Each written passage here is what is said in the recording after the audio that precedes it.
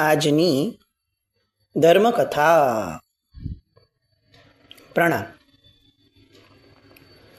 યત્ર નાર્યસ્તુ પૂજ્યન્તે રમંતે તત્ર દેવતા. નોરતાના દિવસોમાં છીએ આપણે. એક શક્તિ શું હોય, એની આરાધના શું હોય, એને ઉજાગર કરતી એક સનાતન સંસ્કૃતિ, એની ઉજવણીના દિવસોમાં છીએ આપણે.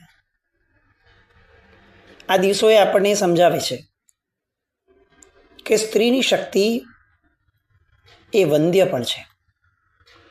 અલબત્ત આપણે અત્યારના વિચારકો જેવું નથી કરવું કે જેમાં સ્ત્રીને આપણે પુરુષો કરતાં સુપિરિયર સમજવી છે. કારણ કે પુરુષો પુરુષો છે અને સ્ત્રી સ્ત્રીએ છે, એ બેની કોઈ કમ્પેરિઝન ન હોય.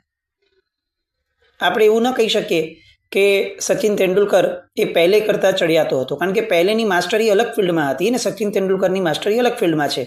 તો એ બંને એકબીજા કરતાં ચડિયાતા કે નીચા ન હોઈ શકે. એટલે મૂળથી આ આખી જે મેટર છે ને, કે જેના દ્વારા આ પશ્ચિમી સંસ્કૃતિએ આપણી માન્યતા પર આક્રમણ કર્યું હતું કે પુરુષો કરતાં સ્ત્રી ચડિયાતી છે, એવું આપણે પુરવાર કરવું છે. એ માન્યતા જ સૌથી મોટી મિથ્યા. આ માન્યતાની મિથ્યાપણું એ આપણે ઉજાગર ન કરી શક્યા. એ આપણી સમાનતાના નામે, ચડિયાતાપણાના નામે. તમે વિચારો, આપણે કેટલા મૂર્ખ હતા કે જે સનાતન સંસ્કૃતિએ, જે પરમાત્માના શાસને ઠેર ઠેર સ્ત્રીઓ માટેની એક અનુપ્રેક્ષાની ભાવના, બહુમાનની ભાવના, કેટલીક જગ્યાએ અહોભાવની ભાવનાને નિખાલસપણે વર્ણવી છે. અનુપમા દેવી માટેની વાત આવી છે તો નિખાલસપણે વર્ણવ્યું છે કે તેજપાલ એમને પૂછીને કામ કરતા હતા. પછી ત્યાં વસ્તુપાલ તેજપાલની ગરિમાની વાત નથી કરી કે એમાં તેજપાલનું ખરાબ દેખાશે, નહીં. પણ આ દ્રષ્ટિકોણથી પરમાત્માના શાસનને આપણે એ લોકો સામે મૂકી ન શક્યા. અને પેલા લોકોએ શું કર્યું તો કે પેલા લોકોએ એમ કીધું કે સ્ત્રી હંમેશા તમારે ત્યાં દબાતી રહેતી હતી. ફરક આ જ સૌથી મોટો હતો કે આ જગતને, આ શાસનને, આ સંસ્કૃતિને વિચારકોની જરૂર હતી. આક્રમક ક્રાંતિકારીઓની જરૂર પછીથી નહોતી. એક વિચારકે છે ને બહુ સરસ કીધું છે કે દેશ આઝાદ થઈ ગયો ને ત્યાં સુધી આપણને આંદોલનકારીઓની બહુ જરૂર હતી, કારણ કે આપણે બીજાઓ સામે આંદોલન કરવાના હતા. પણ દેશ આઝાદ થયા પછીથી સૌથી મોટી ભૂલ જે એ લોકોએ કરીને એમાંની એક કે એમણે આંદોલન ઉપર પ્રતિબંધ ન મૂક્યા. આ દેશ હવે સ્વતંત્ર છે, આપણા પોતાનું તંત્ર અહીંયા ચાલે છે, તો હવે આપણે પોતાનાઓ સામે આક્રમણ કે આંદોલન ન કરી શકાય. આંદોલન પારકા સામે હોય, પોતાના સામે વિચારણા હોય, પોતાનાની સાથે વાતચીત હોય, પોતાના સાથે ચર્ચાઓ હોય, પોતાના સાથે નિવેડો હોય, પોતાના સાથે સમાધાન હોય. પણ થયું શું કે આપણે પોતાના સામે આંદોલનનો માર્ગ ઊભો કર્યો તો એ આંદોલનકારી વિચારધારાએ આખાને આખા દેશને આજે પણ દ્વિધામાં અને કોઈ રસ ન બચે એ હદ સુધીની વિચિત્રતામાં લાવી દીધો. અને આ એક્ઝેક્ટ પ્રોસેસ આ સ્ત્રીઓની બાબતમાં આપણી થઈ. આપણે એ લોકોએ જ્યારે આંદોલન શરૂ કરવાની વિચારધારા શરૂ કરીને ત્યારે સમાવી લીધા હોત ને કે ભાઈ પોતાનાની સામે આંદોલન હોય. તમને એમણે 10 દ્રષ્ટાંત આપ્યા કે આપણે વિધવાઓને આ કરતા હતા, સ્ત્રીઓને આ કરતા હતા. લો, હું તમને 100 દ્રષ્ટાંત આપું છું કે અમે આવું કોઈ દિવસ નહોતું કર્યું ને. ભાઈ ઘઉં હોય ત્યાં કાકરા હોય. તમે એવું કહો કે આ વિચારકોને જગતની અંદરમાં સ્ત્રીઓ સાથે અન્યાય નથી, ત્યાં તો સ્ત્રી એ ભોગવાનું સાધન છે, ભોગનું સાધન છે. અહીંયા તો સ્ત્રીને પોતાને યોગનું સાધન ગણ્યું છે. આ વાદીદેવ શ્રી મહાત્મા જેવા મહાત્માઓના દ્રષ્ટાંતો આપણે નહીં આપી શક્યા કે એમણે તો મોક્ષને યોગ્યતા ગણી છે, પાત્રતા ગણી છે. ભગવાનના શાસનની ગરિમા જુઓ, સ્ત્રીની કલ્પના જુઓ, અહીંયા કેટલી ઉત્તમ મૂકી છે કે સૌથી પહેલી આ કાળની નિર્વાણ પામનાર વ્યક્તિ પણ સ્ત્રી હતી, મરુદેવા માતા. એ તીર્થંકરની માતાઓ માટે કેટલું ગવાયું છે. તો આવું બધું આપણે આ પેઢી સમક્ષ કે આ એજ્યુકેશનની સામે મૂકી નહીં શક્યા. અને એના કારણે શું થયું કે એ બહેલાવવાવાળી ને બહેકાવવાવાળી વિચારધારા એ મગજ પર હાવી થઈ ગઈ. મૂળ આપણને વિચારકોની જરૂરત હતી, વિઝનવાળા વ્યક્તિની જરૂર હતી. આપણે ત્યાં ક્રાંતિકારીઓ આવી ગયા અને ક્રાંતિકારીઓ કેટલાક સમયનો જુવાળ ઊભો કરી અને પોતાના રસ્તે તો ચાલ્યા ગયા, પણ એ જુવાળના કારણે જનતાની શક્તિ જે છે, લોકોની શક્તિ જે છે, એ ફંટાવાની શરૂ થઈ ગઈ મુદ્દા આધારિત. આજે ન્યૂઝ ચેનલો બી સમજો આ જ કરે છે. આપણી ઉર્જાઓને અચાનકથી એકદમ 2-3 દિવસ સુધી કોઈ એક મુદ્દાને ઉચકી અને એટલી બધી વપરાવી દે કે 4 દિવસ પછીથી આપણામાં એ મુદ્દામાં રસ જ ન હોય. આપણને એમ જ લાગે કે છોડો ને, જે હોય તે મૂકો વાતાખોટ. આ એક વિચારસરણી છે કે માણસની ઉર્જાઓને વાપરી નાખો, એટલે જ્યારે એકચ્યુઅલ કામ કરવાનું આવે ત્યારે એ માણસની અંદરમાં ન રસ બચ્યો હોય, ન ઉર્જા બચી હોય. આપણે આ વિચારસરણીનો ભોગ બન્યા. જે થયું તે હવે તો શરૂ કરી શકાય. આપણે એજ્યુકેશન સિસ્ટમ, એની અંદરમાં સ્ત્રીઓની વાતો, આવા નોરતાના દિવસોની વાતો, સનાતન સંસ્કૃતિની વાતો, આર્ય સંસ્કૃતિની વાતો, પરમાત્માના શાસનની વાતો, અને આપણી ઘરની દીકરીઓને એ માન અપાય. એને ખુલ્લો દોર આપવાની વાત નથી, એની સમજણને એક દિશા આપવાની વાત છે. એને બાંધવાની પણ વાત નથી, એને મર્યાદાઓ સમજાવવાની વાત છે. અને આ બહુ જ બેલેન્સિંગ માઇન્ડવાળો વ્યક્તિ કરી શકે, બાયસ્ડ માઇન્ડવાળો ન કરી શકે. મદન રેખાજીનું ચરિત્ર આપણે લઈએ છીએ ને ત્યારે ગઈકાલે પણ ઘણા બધા વ્યક્તિઓ, શ્રોતાઓનું આ એક આવ્યું, એટલે આજે લેવાનું મન થયું કે ખરેખર આ વિષય બહુ પેચીદો બની ગયો છે. આપણા ઘરની દીકરીઓ એટલી બધી વિમુખ થઈ ગઈ છે ભગવાનના શાસનથી, ધર્મથી, આસ્તિકતાથી. અને આ ફક્ત જૈન ધર્મને લાગુ પડતો વિષય નથી. દરેક મસ્તિષ્ક જે છે ને એ નાસ્તિક થઈ ગયું છે. અને મેકોલે આ જ લખ્યું હતું કે ધર્મ સ્થાનમાં હશે પણ એના મગજમાં ધર્મ નહીં હોય. અમારે આવું જોઈએ છે, અને એ કરી દીધું એ લોકોએ. આપણે શું કરી શક્યા? આપણે લોર્ડ મેકોલે આવા પ્રચાર છેલ્લા 15 વર્ષથી કરીએ છીએ, પણ લોર્ડ મેકોલે જે કર્યું એને મૂકો ને માથાકૂટ. આપણે અત્યારે નવું શું કરવું છે ભાઈ? એ વિચારો ને. એ વિચારણા આપણી પાસે નથી. વિરોધનો વિરોધ છે ને એ ક્યારે રચનાત્મક નથી હોતો, એ નકારાત્મક જ હોય છે. વિરોધનો એકચ્યુઅલ વિરોધ એ હોય કે આપણે સકારાત્મક કામ કરીએ. પણ આપણે વિરોધમાંથી ઊંચા નથી આવી શકતા. મદન રેખાજી જેવા સતીઓના દ્રષ્ટાંતોને આજની દીકરીઓ સુધી એ રીતે પહોંચાડવા બહુ આવશ્યક છે કે તમે જુઓ એની માટે શીલની મહત્તા શું હતી. વર્તમાન પરિપ્રેક્ષમાં એવું લાગશે કે મૂર્ખ હતી, જરાક કોમ્પ્રોમાઇઝ કરી લીધું તો શું વાંધો હતો. અને આવું લાગશે જ, કારણ કે આ જ વાતાવરણ છે. પણ એનું ભવિષ્ય સાંભળશું ત્યારે સમજાશે કે એણે જે કર્યું ને એનાથી મોટું ડાપણ કોઈ ન હતું. અને એટલે જ આવા કથાનકો આપણે ત્યાં મુકાયા છે કે એક એન્ડ ઉપર એવું લાગે પણ ખરું કે જો મારા જીવનમાં આવું થાય છે તો હું આ કરી લઉં છું. પછી આખું સાંભળે તો એવું લાગે કે અચ્છા, મારે આવું નહોતું કરવું જોઈતું. જો મેં આમની જેમ જરાક એ સમયે ધીરજ ધરી લીધી હોત તો આવો સરસ અંત આવ્યો હોત. મૂળ વાર્તાઓ આટલા માટે તો કેવાતી હતી. મદન રેખાજીએ મોક્ષનું સુખ આપનાર એવા શીલ માટે વર્તમાનનું સુખ જતું કર્યું. આ આસ્તિક્ય હતું, આ બુદ્ધિમત્તા હતી, આ લોકોત્તર દ્રષ્ટિકોણ હતો. લૌકિક રીતે જે દેખાય છે એની પાછળ ઘેલા નથી થવું, કારણ કે આ 70-80 વર્ષ પછી એક બહુ મોટું ભવિષ્ય છે. આ આસ્તિક્ય નાનપણથી આપવા જેવું હતું કે દોસ્ત, તારો એક ભૂતકાળ પણ છે અને તારો એક ભવિષ્યકાળ પણ છે. અત્યારે જે દેખાય છે ને એનું આયુષ્ય બહુ નાનું છે. અને એની મહત્તા આપણા બધામાંથી ઘટતી ગઈ. અને એના કારણે નવી પેઢીની અંદરમાં પણ એ ન આવતી ગઈ. બસ વર્તમાનની મહત્તા, વર્તમાનનું ગ્લેમર, વર્તમાનનો ભપકો, વર્તમાનનો દેખાડો, થઈ ગયો ધર્મ પૂરો. આમાં સુધારા લાવવાની જરૂર છે. ખેર, એ વસ્તુ અલગ છે. આપણો મૂળ મુદ્દો મદન રેખાજી છે. નીકળી ગયા ગુપ્ત રીતે. તમે જુઓ, એમણે એ વિચારવાની પણ તક ન કરી કે મણિરથનું શું થયું. અહીંયાથી ટેકનિકલી જોવા જાઓ તો અત્યારે મણિરથ તો મરી ગયો છે. આ બધી વસ્તુઓ પૂરી થઈ જાત જો એમણે એ અંદાજ લીધો હોત કે ભાઈ મણિરથનું શું થયું, અથવા ચલો હું એક દિવસ વેઇટ કરું શું થાય છે. તો એક દિવસમાં તો તરત ખબર પડી ગઈ, બીજે દિવસે વહેલી સવારે કે ભાઈ આ તો સાપ એને કરડ્યો, નહીં તો મરી ગયો ત્યાં ને ત્યાં, એના પાપે જ મર્યો છે એ તો.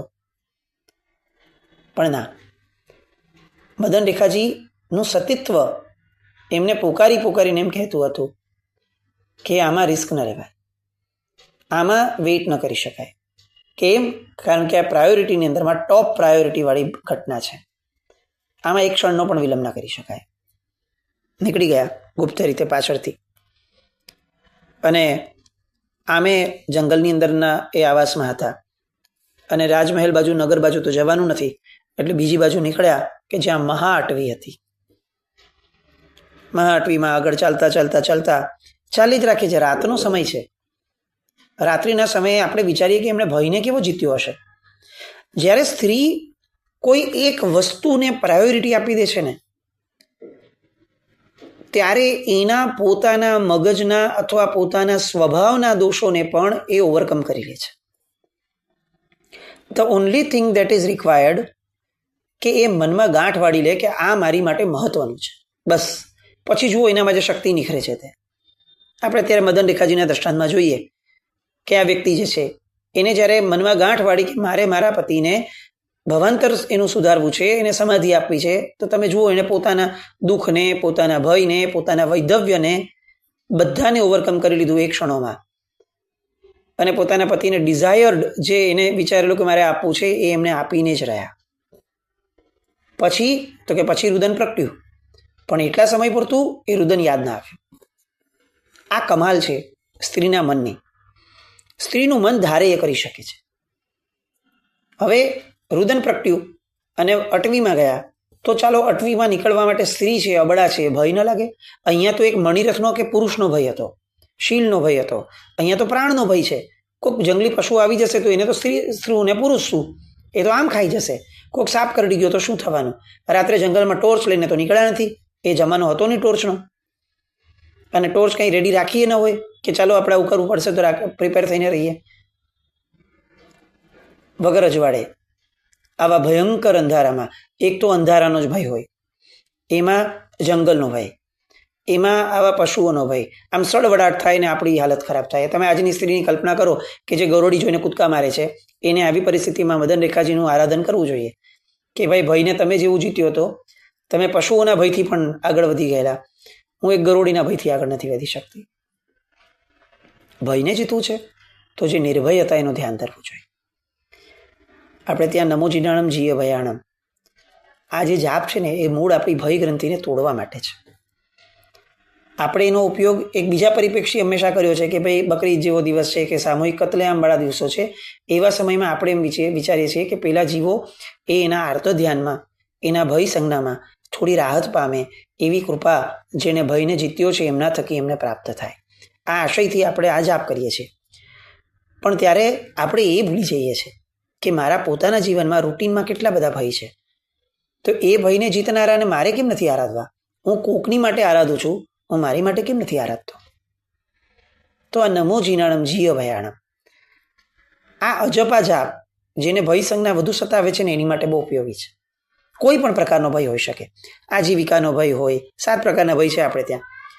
કોઈ પણ ભય એમાંનો, સમાજનો ભય, આજીવિકાનો ભય, પરિવારજનોનો ભય, ધનની મૂર્છા છે તો ધનને લગતા ભયો, મારો પોતાનો અંદરનો ભય કે જે મને ડિપ્રેશનમાં લઈ જાય છે તે, ભવિષ્યની કલ્પનાઓ કરાવી લે છે, આર્ત ધ્યાન તરફ મને સરકાવી દે છે, એ પણ ભય છે. તો આ બધા ભયને ભગવાને જીત્યા છે. તો ભગવાનના જાપ તો કરવાના, પણ આવી બધી વાર્તાઓ વાંચી અને એમાંથી પણ એ લેવાનું કે ભગવાને તો જીત્યા જ છે. આવા બધા મહાપુરુષો કે મહાસતીજીઓ પણ જ્યાં જ્યાં જીત્યા છે તે મારા માટે પણ આરાધ્ય છે. મદન રેખાજીને નતમસ્તકે વંદના કરીએ આ ક્ષણે, અને વિચારીએ કે એની જગ્યાએ પુરુષ તરીકે આપણે બી હોત ને તો પણ આપણી હવા ટાઈટ થઈ ગઈ હોત, ન કરી શક્યા હોતા. આમ જરાક પાંદડાઓ હલે ને અને આપણા પગ થંભી ગયા હોત. અને આવી મહાઅટવીમાંથી એ સતત ભાગી રાખે છે. શીલ ધર્મ મનમાં કેવો વસ્યો હશે? પોતાના પતિના પ્રાણ એ પણ એની સામે ગૌણ, પોતાનો વાલસોયો દીકરો એનું ભવિષ્ય એ પણ એની સામે ગૌણ, પોતાના પ્રાણ જંગલની અંદરમાં જાય છે ત્યારે એ પણ ગૌણ, પોતાના પેટની અંદરમાં એક સંતાન પ્રગટ્યું છે એ પણ ગૌણ. આપણે એમ લાગે કે આ લોકોને સવારના પોરમાં આચાર્ય ભગવંતોથી માંડીને આખો શ્રી સંઘ યાદ કરે છે ને એ વર્થ છે. આ પ્રકારે આ દ્રષ્ટિકોણથી વિચારીએ ત્યારે આપણને લાગે કે આપણાથી ભરેસરની સજ્જાઈ સડસડાટ કઈ રીતે બોલી શકાય? આ તો એક મહાસતીજી છે. આવા તો એક એકના ઉદાહરણ લેવા જશું તો આપણને ખરેખર એવું લાગે કે પ્રતિક્રમણો આટલા ફાસ્ટ થઈ જાય છે, અને કઈ રીતે આપણે આરાધના કહીશું? કોઈ પણ વ્યક્તિની અનુપ્રેક્ષા, અનુમોદના આટલી ફાસ્ટ થઈ જાય? આ કઈ રીતે અનુમોદના ગણાય? મારા અંતરમાં મોદન જ નથી પ્રગટતો, આનંદ જ નથી પ્રગટતો, તો એને મારાથી અનુમોદના કઈ રીતે કહી શકાય? આવા સમયે આપણને આનંદ પ્રગટે છે કે આવી મદન રેખાજી જેવી સ્ત્રીઓના વંશમાં અમે જન્મ્યા. આમ અંદર ગૌરવ થાય. આપણા પૂર્વજો આવા હતા, આપણને એનો ગૌરવ થાય. તો ધર્મ એ આપણી પરિણતિને ઘડવા માટે છે, અને પરિણતિઓ તો જ ઘડાશે જો આપણે ચિંતક બનશું, વિચારણાઓ કરતા થશું, સડસડાટ ક્રિયાઓ કરતા જઈશું, તો પરિણતિ કઈ રીતે બદલાશે એ પણ વિચાર આપણે કરવાનો છે. તો એ નીકળ્યા. બીજે દિવસની સવાર થઈ, આખી રાત દોડ્યા છે. કદાચ એવું બની શકે કે મણિરથ એના માણસોને મોકલે અને એ આવીને મને પકડી લે, તો પણ અંતે તો મારો શીલ ધર્મ ભ્રષ્ટ થશે. એટલે આંખ બંધ કરીને આ બધા વિચારોની એ પોતે સતત આગળ ચાલી રાખે છે. આખી રાત દોડે છે. સવાર થઈ, હવે પગ થંભ્યા, પો ફાટ્યો છે, નવકારશીની વેળા થઈ હશે, નમકાર સંયમની, અને જળાશય જેવું દેખાયું આગળ, અને પોતે ત્યાં રહ્યા. એક નાનકડો આવાસ જેવો, નિર્જન ખંડેર જેવું દેખાયું. રહ્યા. એ આખો દિવસ વિતાવ્યો. જંગલના ફળ ફ્રૂટ વગેરે જે બી મળતા હોય, જે એમના ગર્ભના પોષણ માટે ઉપયુક્ત બની શકે, એ રીતે એ ગર્ભનું પોષણ કરતા રહ્યા. નિર્જન છે. તમે વિચારો એકલતા કેવી હશે? રાજમહેલમાંથી આવેલી સ્ત્રી છે. ભર્યો ભાદર્યો સંસાર હજી એક દિવસ પહેલા પૂર્ણપણે ભોગવતી આ સ્ત્રી છે, અને અત્યારે કમ્પ્લીટ નિર્જન અવસ્થામાં છે. કમ્પ્લીટ નિર્જન. કેવો ભેંકાર હશે? કોઈ માણસનું મોઢું જોવા ન મળે એવી અટવી. એક જળાશય, એનું જળ લેવાનું, ક્યાંકથી આજુબાજુથી ગોતવાનું, અને પછી આખો દિવસ કરવાનું શું? કંઈ જ નહીં. એ જમાનો વોટ્સએપનો તો હતો નહીં કે ચાલો કંઈક ડાઉનલોડ કરીને જોઈ લઈએ. પોતાની સાથે રહેવાની આદત પાડવી પડશે જીવે. આ ઇન્ટરનેટને, મોબાઈલે સૌથી મોટું નુકસાન એ નથી કર્યું કે એને આપણો સમય ખાધો છે, એને આપણી આખી આખી જાત ખાઈ લીધી છે. આપણે પોતાની જાત સાથે રહી શકીએ એવું નથી આજે. આમ બહુ સામાન્યપણે કહું, મદન રેખાજીએ જે રીતે આ દિવસો પસાર કર્યા, આપણે પોતાની જાતની આંખ બંધ કરીને કલ્પના કરી શકીએ કે 7 દિવસ કોઈની સાથે વાત કર્યા વિના, કોઈનું મોઢું જોયા વિના, કોઈ પણ પ્રકારના પદાર્થને ભોગવ્યા વિના, કોઈના પણ આલંબન લીધા વિના, કોઈ પણ વસ્તુ વગર ફક્ત 7 દિવસ શૂન્ય બનીને જીવવાનું. ઓલા બધા ભયો તો ઊભા જ છે. મણિરથનું શું થશે? મારા દીકરાનું શું થયું હશે? હવે આની ડિલિવરી આવવાની છે ભાઈ, એનો વિચાર તો થવો જોઈએ. આ ચિંતાઓ, આ આર્ત ધ્યાન કેવું કોરી ખાય? અત્યારની આપણી પરિસ્થિતિ એવી છે કે આપણને જેવું એકાંત મળે ને, આપણું આર્ત ધ્યાન તરત આપણી સામે આવી જાય છે. આ એક સ્ત્રી, એને ખરેખર પૂછવા જેવા છે કે જેને એકાંત મળ્યું ને તો એને શુભ ધ્યાન ચડ્યું. આવા બધા આર્ત ધ્યાન એમણે સતાવ્યા જ નહીં. આ કયું માનસિકતાનું સ્તર હશે કે જે એક દિવસ પહેલા આટલું બધું ભોગવીને નીકળેલી સ્ત્રી, એને અભાવનો કોઈ ભાવ ન હોય કે સવારે પડે મને યાદ આવે કે જો પહેલાં તો આટલા સેવકોને પરિચારિકાઓ આટલું લઈને આવતા હતા, અને હવે જો મારે પોતાને જ આ કરવું પડે છે. એક વિચાર ન હોય? આ સુખને કઈ રીતે ભોગવતા હશે કે જાણે સુખની આદત જ ન પડી. સુખ આવ્યું તો ભોગવી લેવાનું, ન હોય તો કશો વાંધો નહીં. આવું સ્તર. સતીઓ કોને કહેવાય એ એક એક ક્ષણમાં આપણે સમજવું પડશે. ફક્ત એના પ્રસંગોને ઉપર છલ્લા લઈ લીધા અને જાણી દઉં કે અચ્છા મદન રેખાજી ને, હા બહુ સરસ, આ હતું, વાત પૂરી. અરે આ શું આશાતના છે એમની? આ ચરિત્રો આવી રીતે લેવાતા હશે? એક એક ચરિત્રને મારે અંદરથી સ્પર્શવું પડે. એની એક એક ગરિમા, એક એક પળ એ મારા જીવનની અંદરમાં મારો પ્રેરણા સ્ત્રોત બનવું જોઈએ. ચરિત્રો તો એની માટે લખાયેલા હતા. આટલી બધી મહેનત પૂર્વાચાર્યોએ ફક્ત મારા 1 મિનિટના અનુમોદન માટે કરી હશે? શક્ય જ નથી. મારી ફરજ છે, મારું કર્તવ્ય છે કે હું પૂર્વાચાર્યોની મહેનત લેખે લાગે, એમના આશય લેખે લાગે એ રીતે હું ચરિત્રોને સંવેદું. અને આપણે બાળકોને ધડ આખી લાઈન આપી દઈએ કે ચલો બેટા જુઓ વાર્તા આવી રીતે છે, આ આમ થયું, પતી ગયું, અને એ જિંદગી આખીમાં જ્યારે પણ એને મદન રેખાજીનું નામ સંભળાય ત્યારે કહે કે 1 મિનિટ ઉપર મને ખબર છે. એના નોલેજની ત્યાં ધ એન્ડ આવી ગયું. મને આ વાર્તા ખબર છે. પણ ભાઈ તને આ વાર્તામાં જે ખબર પાડવા જેવું હતી એ તો ખબર જ નથી. આપણા બધાનું જીવન આ છે. કારણ કે માર્ગમાં આપણને આ રીતે સમજાવનારા મળ્યા જ નથી. ચાલો એ તો આપણા પુણ્યની ખામી છે, પણ આપણા પાત્રતાની ખામી એ છે કે આપણને પોતાની અંદરથી જ આવો ભાવ પ્રગટતો નથી. આવી પાત્રતાનો આપણો વિકાસ થાય કે આપણે એક એક મહાપુરુષ મહાશક્તિજીઓને અંદરથી સ્પર્શી શકીએ. શું ઉતાવળ છે? નથી કરવી વધારે પડતી અનુમોદના 10-50 મહાપુરુષોની. આપણે બેને પકડશું અને એ બેને જીવનભર જાળવશું. કેમ આવો ભાવ નથી થતો? મારી પ્રકૃતિથી જેમણે ભિન્ન કાર્ય કર્યું છે, જેમણે સત્વ ફોરવ્યું છે, મારી નિસત્વતાની સામે જેને એ પ્રસંગોમાં સત્વ ફોરવ્યું છે, હું જીવનભર એમના આલંબનને જાળવીશ. આવી પ્રામાણિકતા કેમ નથી આપણામાં? આવું કંઈક પ્રગટે અને પ્રગટવું જ પડશે, પ્રગટાવવું પડશે. એ ઉડીને નથી આવવાનું, એ અંદરથી જ આવવાનું છે. અને અંદરથી ત્યારે જ આવશે કે જ્યારે આપણે એને કાઢશું. આ એટલા સજ્જન છે ને આ શુભ ભાવો આપણા, કે જો આપણે એને અડશું નહીં તો 70-80 વર્ષ પડ્યા રહેશે બિચારા. એ ક્યારેય બહાર નહીં આવે. આપણે એને આવકારવા પડશે. આ એવા વ્યક્તિઓ છે કે જે ગેટ ઉપર આવીને પણ તમે એમને આવકાર ના આપો ને કે આવો ને, તો એ નહીં આવે. આપણે આવો આવકારો આપતા શીખીએ આપણે પોતાના અંદરના ભાવોને, આપણી પરિણતિને. બસ એવું કંઈક થાય એવી શુભ મંગલ કામના સાથે. જી આજ્ઞા કંઈ પણ બોલાય તો મિચ્છામિ દુક્કડમ. જૈનમ જયતિ શાસન.